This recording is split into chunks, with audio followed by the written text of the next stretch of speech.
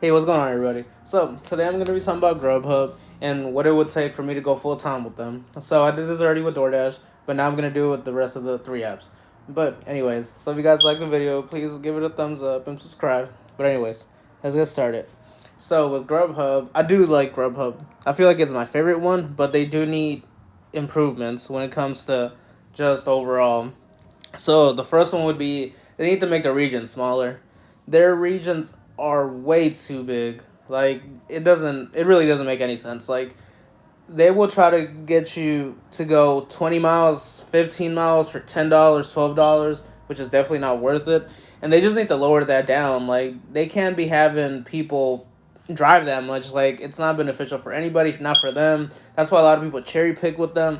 Like nobody wants to do a long distance trip when it comes to doing Grubhub, only because you have to come back then, and then it's just too much. Like they need to really make those smaller. They need to just adapt like DoorDash and then make them pretty small, like cut it in half. Because some of the regions I see, like my region, it's way too big. Like it's probably like maybe around 30 miles, maybe if that, but it's way too big. They need to just cut it in half.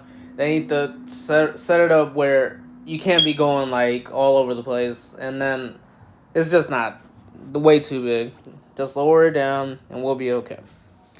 So, the second one would be kind of easier to get Premiere. So right now to get Premiere, you have to accept 95%, have 100% attendance, and less than 10%. I think it's dropping blogs. So the dropping blogs, that's fine. 10%, that's not too bad. Attendance is fine, but it's just the acceptance rate. Like you basically have to take everything to be a Premier driver, which is not good. Like there's a lot of really low offers on Grubhub. So if you really want to be Premier, you have to take everything, and sometimes they're it's not worth it. It's definitely not worth it. They have $3 orders or $5 orders, but with those $5, you have to go like 10 miles, which makes no sense. And then with the $3 ones, they just don't tip you. So that's why it's so low. And then it's not. I feel like most people don't have Premiere unless they have an employee mindset, which isn't good either, because if you're willing to take everything, that kind of just brings everything down for everybody else, because you have to know what you think is worth it to you. Not your worth, just what you think is worth it. And then sometimes people just say, oh, well, I'm just going to take everything, take everything. Like, that's when people have more wear and tear on their cars too, and you're going a lot of miles, and sometimes you might not even make a profit out of going to, the long distance ones with low pay. So it's just not, I don't think it's, I think it's too high. 95% is way too high, at least for me. I don't think I would even be Premier, even if they lowered it to like 75. Maybe I wouldn't be. Maybe if it was like 60, but that'd be too low. So I would probably say like maybe like 70 or 75. But just to give people more of a chance, like the gap is you have to take 95 out of 100 trips. That's not sustainable. Like most people when I do it, like I said, unless they have an employee mindset.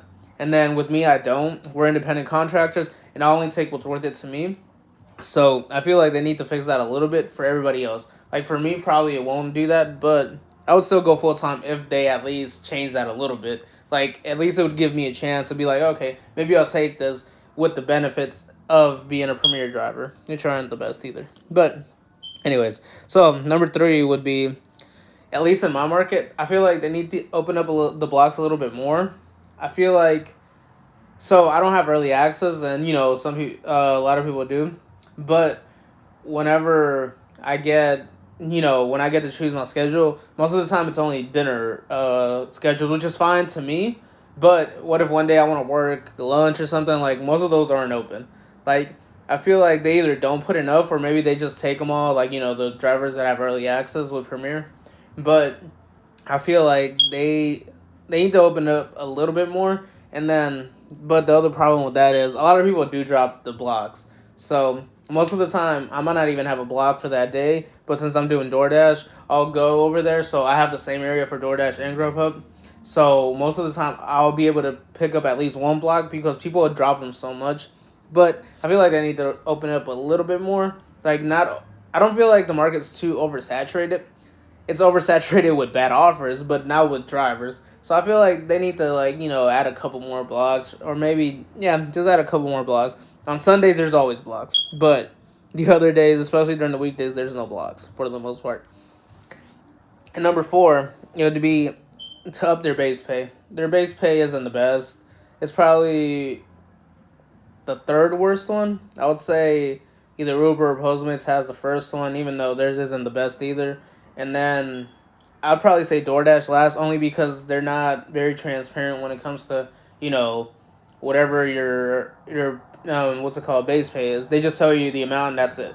Like they tell you it's calculated, like they calculated, but you don't see any numbers. They don't actually tell you you make this much for this or that, the miles for the pickup, anything like that. But Grubhub's base pay is low. That's why like the really low ball offers, the ones that go like 10 miles away or like 6-7 miles away and pay $3 to $4 or $5, like it's not good enough. So I would say for me at least, it would have to be at least $1 per mile. Like I don't know how they would fix that with the numbers, and I'm pretty sure they're not gonna do that. But if it was at least $1 per mile, I think it would be better, even without a customer's tip. But yeah, I would definitely want them to up my base pay if I'm only doing Grubhub, because then if it's not at least $1 per mile, then I can't do it by itself. But anyways, so number five would be they need to work on the restaurant wait time.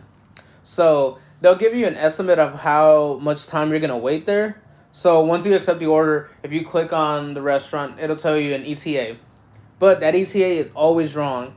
And most of the time, what restaurants do, remember, these are Grubhub ETAs, not the restaurants. So if the restaurant knows it's going to take longer, they'll update the time. But that time that they update, you won't get paid for. You only get paid for the time that Grubhub gets to you. Wherever their ETA is, that's how much you're going to get paid for the wait time, which isn't a lot either. But they need to work on that when it comes to orders already prepared or being prepared. So once the driver accepts it, then it'll be like, okay, I accepted it, and it's gonna be maybe a 5 to 10 minute wait time, which is fine, because right now the wait times, at least where I am, is maybe 15 to 20 minutes, and maybe even more sometimes if it's a really busy restaurant. Sometimes it can be a half an hour, so that's a long time sometimes. So they need to make sure that they just need to have the restaurants prepare the food before they send out the offers. So we have less wait time and we can just go. Like I don't think it's beneficial for the customer or the restaurant when Grubhub just gives the order right away once, the customer orders the food. Like have a little grace period, maybe 10 minutes, 15 minutes, because the bigger orders will take longer. So just give a little grace period, maybe even 5 minutes, that's fine. But just don't send it right away to the customer the driver before the restaurant actually confirms it. But they need to do that because a lot of wait time, that means a lot of time wasted. I do cherry pick and then I do multi-app, so that helps. But if I only did it full time, then it would definitely have to go down because it's not beneficial to wait, even if it's half an hour for $10 or $12, because then if it keeps happening like that, like you minimize your profits.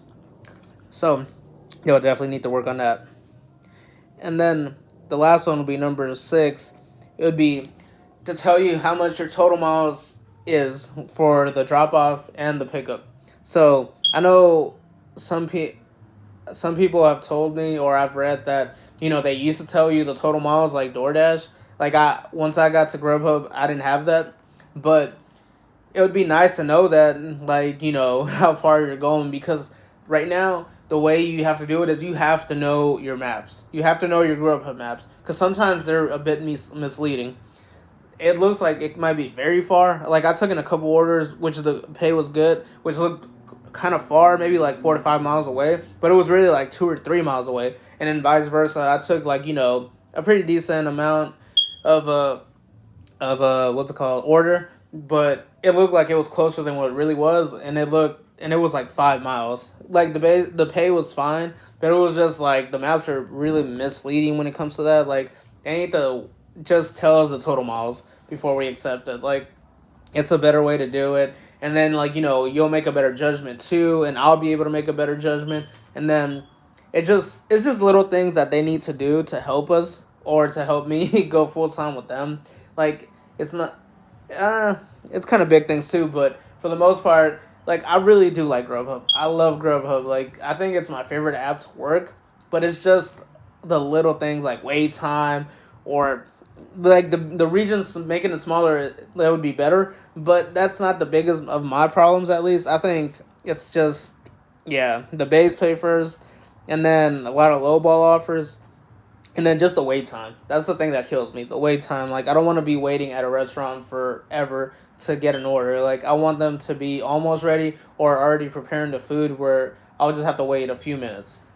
Like that would be fine. But anyways, so if you guys enjoyed the video, please give it a thumbs up and goodbye.